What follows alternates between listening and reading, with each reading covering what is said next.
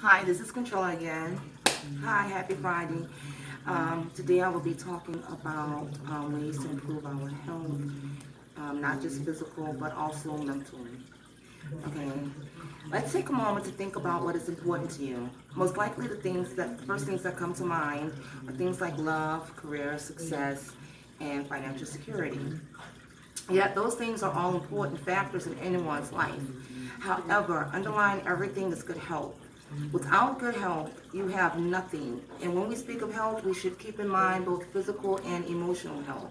Good mental and physical health should be a priority for all people. Investing time and effort into ensuring that you are in your best mental and physical condition is an investment in yourself, which is something that you can expect from others. So, what we will be discussing today are just a handful of ways you can do just that. I'm going to talk about just a few traditional as well as non traditional ways to improve not just the physical but also the mental. One way to improve upon our health is to start an exercise program, very important. More people are living sedentary lives today, one way or another, but we need to understand how important it is to exercise often.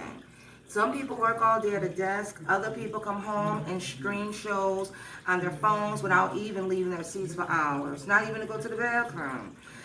The body was made to move, to exercise, and you need to make it a point to do so. The more the more you exercise, the better your cardiovascular health will be, among other things. You'll be able to fight off obesity, and you'll even become a little bit more flexible, which helps reduce the chances of us injuring ourselves. According to the CDC, only 53.3% of adults ages 18 and over meet the physical activity guidelines for aerobic physical activities, while only 23.2% meet both aerobic and muscle strengthening, meaning that only 53.3% of us adults get up and do any type of exercise, and be it walking, bike, cycling, jump roping, even running around with your kids. Um, so let's just try to do better, people.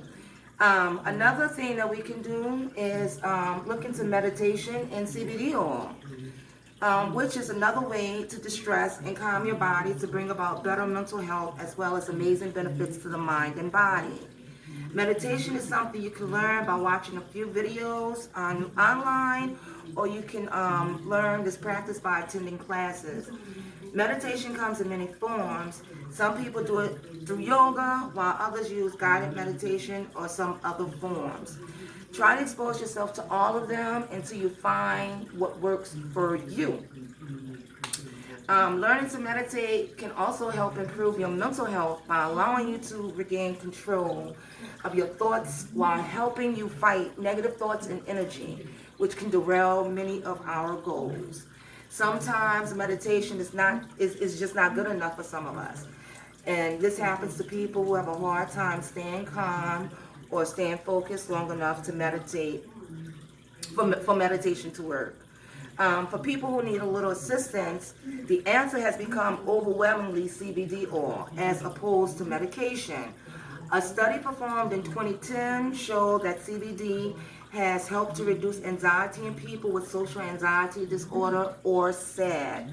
This study found that CBD not only helped reduce current anxiety, but it also changed the initial brain reaction to SAD anxiety.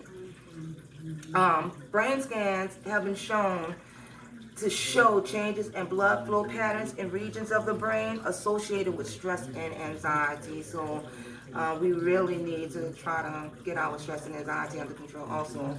And also similarly, a 2011 study found that CBD reduced social anxiety specifically induced by public speaking. And as you can tell, I've ran out of it. I need to go and get some more. The laws regarding CBD oil are still a little fuzzy, so make sure you keep up to date. Make sure you keep up to date in your city, state, by visiting a CBD blog site or checking out the news and other online platforms. They have a lot of information on CBD oil usage. Okay, the next thing I would like to talk about is food. We all love food. We all have like our own personal relationship with food. But understand this, what you eat is pretty essential for your health. Eating a balanced diet ensures that your body gets all the nutrients it needs. You're going to have to do your best to vary your fruit, vegetables, and even your meat. So, there's nothing wrong with trying different things. You'll be surprised how many people neglect organ meat, like liver, kidneys, and or hearts, which are nutrient-dense parts of the animal and very high in fiber and minerals and vitamins that our bodies have a hard time absorbing naturally. Those who do not eat meat should still vary their diets by being a little bit more adventurous. Adventurous the moment that you're exposed to a vegetable or fruit that you may not know. So it's always good to experiment and try new things. You don't like it, you can always spit it out. Hey, that's what I do. Anyway, make sure you consume a lot of water, at least 8 cups a day. But let's try to get it up to, I don't know, let's do 12 really, because our body is mostly made up of water and our cells need it, and it's great for your skin. And we all want to have pretty skin, ladies, right? Be sure to cut out heavily processed foods and foods with artificial ingredients for the good of your body. While what we eat is important to our health, what we don't eat or when is just as important. And that's where intermittent fasting comes into play. Something that's new, but something that I think that we all should give a try. I do it regularly, intermittent, alternate day, long term. I've done like a week at a time, but you know, it's up to you. But what it is simply a cycling between periods of fasting and eating intermittently. So it's currently a very popular method to lose weight and improve health. Intermittent fasting can provide significant health benefits, only if it's done right though. So a lot of people with these underlying conditions, or if you even know diabetes, high blood pressure, things like that, kidney disease, you may want to talk to a doctor before you start. And that's just FYI there. But it includes, well, it helps, I'm sorry, it helps to help you to lose weight. It increases actually the body's ability to lose weight, because once you start fasting, instead of the body taking on the sugars and the carbs, it's gonna start burning the fat that we need to get away with. Ladies, bellies. Okay, and it's a really good treatment for type 2 diabetes and many other ailments that we have today. So the last thing I would like to speak on is sleep, sleep, and more sleep. Whew, my favorite pastime. Sleep is crucial to your mind and your body. When you sleep, the body does most of its healing and helps energize you for the day.